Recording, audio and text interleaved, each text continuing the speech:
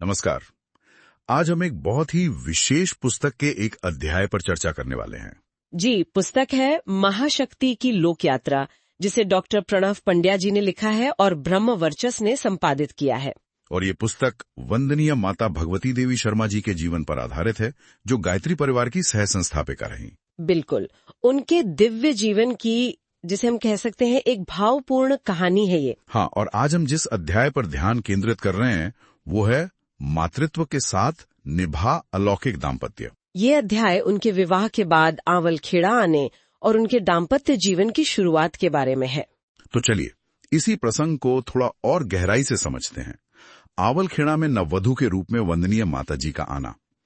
पुस्तक में इसका वर्णन काफी प्रभावशाली है। जी हाँ, लिखा है कि लाल जरी की साड़ी, मांग में सिंदूर, माथे पर बिंदी, वे साक्षात जगदम्बा लग रही थीं, जैसे देवी पार्वती कैलाश आई हों। बच्चे उन्हें घेर कर खड़े थे, कौतूहल से देख रहे थे। ये सिर्फ एक पारिवारिक घटना नहीं थी, बल्कि जैसे एक नए अध्याय की शुरुआत थी। बिल्कुल, और आते ही जो सबसे पहली बात सामने आई वो था उनका सहज मातृत्व।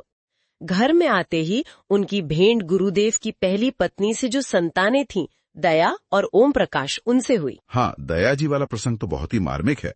पुस्तक में लिखा है कि जब दया पास आई तो वंदनीय माता जी ने बड़े स्नेह से उनका हाथ थामा। हाँ, और पास बिठाकर कहा, मैं तुम्हारी माँ हूँ बेटी, मुझसे संकोच की कोई जरूरत नहीं है। सोचिए, सिर्फ एक वाक्य, पर इसने जैसे माँ बेटी के बीच की सारी झिझक मिटा दी।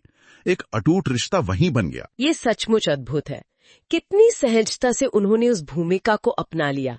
ये दिखाता है कि उनका मातृत्व सिर्फ जैविक नहीं था। हाँ, ये एक बहुत व्यापक करुणामय मातृत्व था। जी, पुस्तक में तो यहाँ तक लिखा है कि उनके आने से घर का माहौल ही बदल गया है, जैसे पतझड़ में वसंत आ गया हो। हर तरफ एक सुव्यवस्था, एक निखार सा दिखने लगा। ये केवल बाहरी नहीं, भावनात्मक स्तर पर भी एक सुकून आया होगा। निश्चय ही।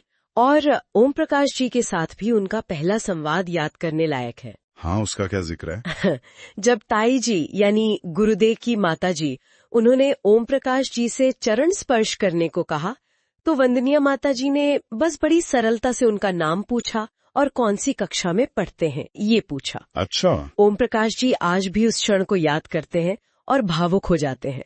वो बताते हैं कि कैसे माता जी ने उनकी न जाने कितनी बचकानी शरारतों और गलतियों को हमेशा हंसकर माफ कर दिया। कमाल की क्षमाशीलता और स्नेह था उनमें। बिल्कुल, ये तो हुई मातृत्व की बात, लेकिन अध्याय का शीर्षक है अलौकिक दाम्पत्य।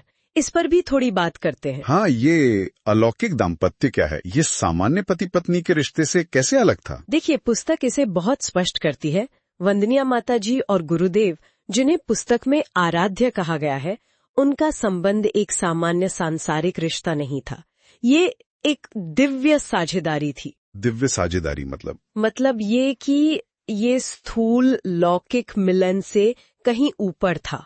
इसे परम पुरुष और माता प्रकृति या शिव और शक्ति के मिलन जैसा बताया गया है। अच्छा, तो उनका साथ बैठना, बातें करना, वो सब भी अलग होता होगा। जी हाँ, पुस्तक के अनुसार उनका साथ बैठना भी अक्सर ईश्वर चिंतन, भविष्य की योजनाओं पर चर्चा या लोक कल्याण के कार्यों पर विचार विमर्श के लिए होता था। ये वो समय था जब गुरुदेव की गहन साधना चल रही थी, है ना? और अखंड ज्योति पत्रिका भी शुरू हो चुकी थी। बिल्कुल, अखंड ज्योति का प्रकाशन शुरू हो चुका था और धीरे धीरे अखंड ज्योति परिवार बढ़ रहा था। तो इस बढ़ते हुए आध्यात्मिक परिवार को संभालने के लिए एक मातृशक्ति की जरूरत थी। हाँ, और वो मातृशक्ति केवल जन्म देने वाली माँ न हो, बल्कि श्रेष्ठ संस्कार देने वाली, प्राण सिंचन करने वाली माँ हो। वंदनीय माता जी ने यही भूमिका निभाई। वो सिर्फ गुरुदेव की पत्नी नहीं, बल्कि उस पूरे आंदोलन की माँ बनी। तो क्या इस भूमिका के लिए उन्होंने स्वयं भी कोई विशेष साधना की? जी हाँ, पुस्तक में इसका उल्लेख है। उन्होंने स्वयं भी कठोर साधनाएं की। इसकी शुरुआत आंवलाखेड़ा में गुरुदेव की तपोस्थली से ही हुई। उन्हें अपने आराध्य के पास रहकर कई गुप्त मंत्रों और योग की प्रक्रियाओं का ज्ञान मिला।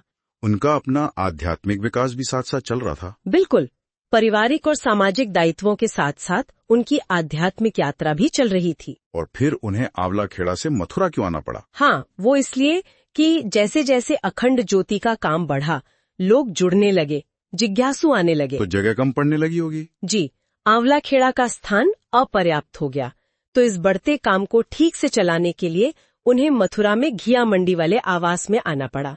ये उनके जीवन का एक नया अध्याय था।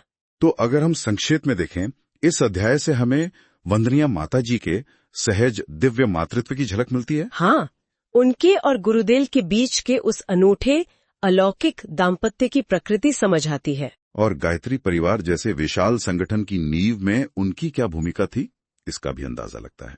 बिल्कुल सही। और ये पूरा प्रसंग सोचने पर मजबूर करता है कि कैसे हमारे व्यक्तिगत रिश्ते भी एक बड़े उच्च आध्यात्मिक लक्ष्य का हिस्सा बन सकते हैं। और मातृत्व का रूप कितना विशाल हो सकता है, सिर्फ अपनी संतान तक सीमित नहीं, बल्कि पूरे समाज को, एक आंदोलन को दिशा देना। सही कहा। वंदनीय माता जी का जीवन यही दिखाता है। तो आज की चर्चा को समाप्त करते हुए एक विचार सबके लिए छोड़ जाते हैं। जी। आज के समय में जहां रिश्ते अक्सर बहुत व्यक्तिगत हो जाते हैं, क्या हम अपने पारिवारिक और सामाजिक संबंधों में इस तरह की दिव्यता, निस्वार्थ सेवा और एक बड़े उद्देश्य की भावना को फिर से खोज सकते हैं? इस पर जरूर सोचिएगा। तो आज की ये चर्चा यहीं समाप्त करते हैं। अधिक जानकारी के लिए श्रोतागण गायत्री परिवार की वेबसाइट www.awgp.org और YouTube चैनल शांति कुंज वीडियो पर जा सकते हैं या अपने नजदीकी गायत्री परिवार केंद्र से संपर्क कर सकते हैं। सादर धन्यवाद। धन्यवाद।